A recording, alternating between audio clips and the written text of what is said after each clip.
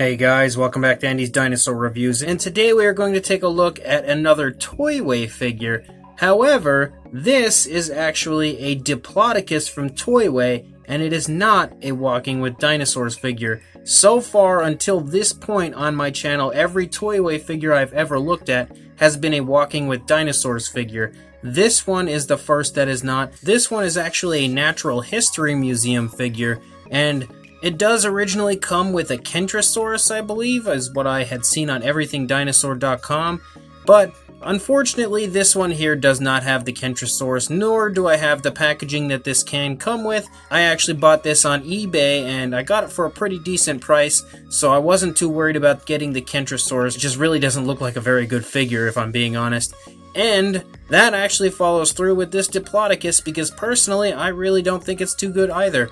One thing that is kind of shocking is how good the Walking with Dinosaurs figures are by Toyway, and when I had seen the 4 that I do now own from the Walking with Dinosaurs series, I was kind of led to believe that maybe they could produce some pretty sweet figures aside from those Walking with Dinosaurs figures, but this one just not so much. I don't know if all of these Natural History Museum figures are a little bit off as far as the quality I've come to expect from the Walking with Dinosaurs figures, but this one here specifically is not so great, so let's go ahead and get a closer look at it, and you can see for yourself. Now, I don't know about you guys, but myself, I am a sucker for sauropods, so when someone starts throwing around sauropods at me, I get excited, and being a Diplodocus, I was pretty excited about this figure, and you can see a few areas that have kind of like some nicks of the paint off of it. I will touch that up at some point. I'll fix that all up so I don't even notice it. But I did just recently get this, and I did want to get it up on review for you guys to get a closer look at it. So, taking a look straight away at the head sculpt looks extremely awkward.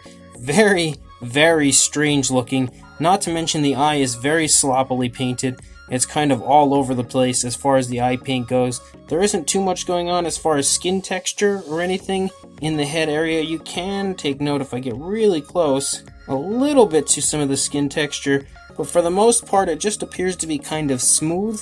And again, this eye is also really sloppily painted. Look how gigantic this dinosaur's eyeball apparently is. And then you've got a black pupil there. But yeah, personally, I don't really like the head sculpt on it at all. Once we start to lead down the neck, you can see some nice creasing in the skin, some nice detailing as far as the actual neck sculpt goes.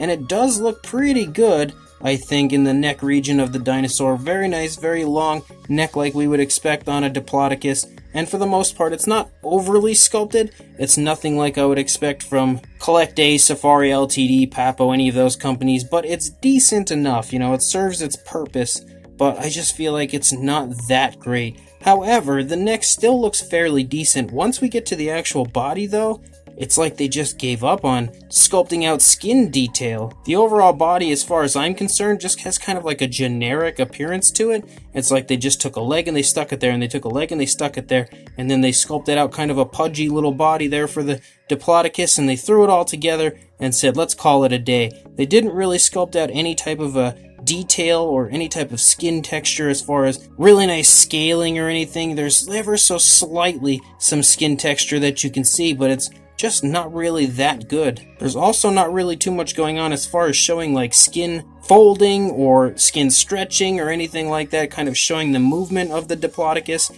The legs are very lifeless because they're just straight. It almost looks like a wooden soldier as far as the legs go. And the muscle tone also is okay. It's not really bad. It's not really that great either, though. The foot sculpt is definitely not accurate. We know that for sure, but even being inaccurate, it can still look really nice sometimes, but this one not so much. I don't think either the front or back foot really looks that great. They don't look that bad. I will say the feet definitely look better than what we've come to see up here as far as the primary body goes. You can see the kneecap, but even the kneecap is just like the most generically sculpted kneecap I think I've ever seen. The body doesn't really get too much better, but once we lead down into the tail, you can start to see some of that skin creasing and skin wrinkling picking back up in the tail, and you do have this really nice ridge-like appearance that runs along the Diplodocus, which we now see associated with Diplodocus quite often. And then as we lead out the tail, you can see that the tail comes out to a really nice curve, beautiful whip-like appearance to it, like we also would expect to see from a Diplodocus. So I feel like for the most part, it could be sort of appealing from a distance, and the tail is actually quite long when you stretch it out. But from a distance, it can be kind of appealing, and that's sort of, I think, what kind of threw me off is on the images on Everything Dinosaur. It doesn't look like a bad Diplodocus, and even from right here, it actually looks pretty appealing. I think the color scheme they've gone with is decent, with a nice darker gray up here, and then some nice light grays down here, a black stripe that runs through the body. It's nothing overly flashy, but it's the type of color I would expect on maybe a large sauropod like this. And as long as you're going to keep this figure in the far back of your collection, then maybe it can pass as a sort of decent Diplodocus. But then once you get it up close, you take a look at the ugly head sculpt and the entire body down here just not looking very good. You can see that it's not really that great of a figure. Again, I'm not trying to trash the figure or Toyway or anything like that. It's just that there's so much more that could have been done, and I really feel like it could have been a beautiful Diplodocus had they tried, especially when it comes to their track record with the Walking with Dinosaurs figures, as those are fantastic. One of the few redeeming factors of the figure is the fact that it is pretty big. It does have some decent size, so if we go from the curl of the tail back here to the tip of the head, you're looking at about 15¼ inches, or around 38½, almost 39 centimeters in length. So it is a pretty big Diplodocus figure, and as far as a height goes, the highest point's about 4¼ inches, or around 11 centimeters, somewhere in that range. To show you the size, there is the Attack Pack Colovosaurus, Robert Muldoon, and Mr. Papo T-Rex, again helping to show you that this Diplodocus is definitely a sizable figure, especially when it comes to the length department. Not so much the height, but you wouldn't expect it to be too high as far as a Diplodocus figure goes. You're going to expect more length than anything, and you really do see that here with this specific figure. From a distance, you can definitely see that it's fairly striking and really quite sizable. So this Toyway Natural History Museum Diplodocus is not very good. Definitely not even close to what I've come to expect when it comes to the Walking with Dinosaurs figures. This is like a light year of difference when it comes to those. Again, from a distance, it does sort of look appealing, and that's kind of how they tricked me into wanting to buy one, and I picked it up. Luckily, I picked it up for pretty cheap on eBay, so I'm not too upset about the fact that I did buy it, because again, it's still cool to have in my collection. It's cool to have something as far as these non-Walking with Dinosaurs Toyway figures in my collection, but I don't know for sure that I'll actually spring for any more, which is sad because I recently was eyeing up quite a few of them and was considering picking them up, but this Diplodocus, actually having it in hand, has now made me reconsider. They actually have a nice looking Corythosaurus, and since that species is so underutilized in figures, I really wanted to get it, but again, I don't really know for sure if I will, maybe at some point, but as of right now, this Diplodocus has definitely left a bad taste in my mouth when it comes to these figures,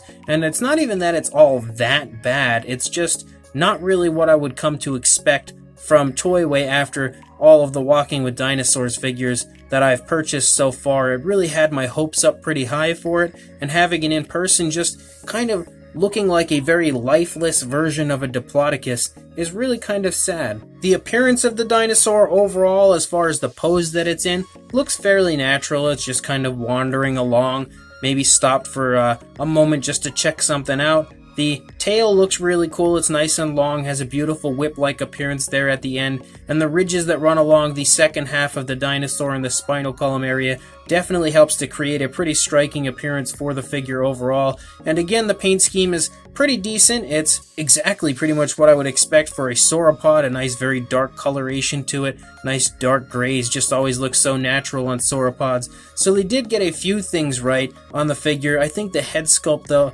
is just really odd looking, definitely kind of almost has like a alien Diplodocus type of a look to it. And then the body itself, the actual torso of the Diplodocus, just is filled with such a small amount of sculpt and detail. It's almost like they started out strong-ish in the neck when it comes to sculpting out all the wrinkles and creases in the neck, and then once they got to the body, they were like, yeah, I really don't feel like doing this anymore. So then they just threw something together really quickly and then said, alright, we're done with this part, and then came back like a week later and they were like, you know what, I actually kind of want to sculpt this out, and then they sculpted out the tail and got some pretty decent detail in there, and then once they got done that, they were like, you know what, I'm not even going to bother with the rest of the body, just send it on out.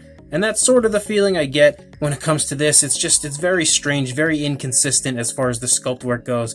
However, if you personally would like to pick this up, I have absolutely no problem linking you to everythingdinosaur.com, where you can purchase this in the 2-pack with the Kentrosaurus if you are in fact interested. Again, this may be something that someone will want. Maybe some of you guys do in fact want to get a hold of this Diplodocus. Just personally, I was pretty let down by it. So check the description, there will be a link there waiting for you to head over to Everything Dinosaur to pick this up if you do in fact want it. But before you do that, make sure you like, comment, and subscribe, and I will see you in the next review.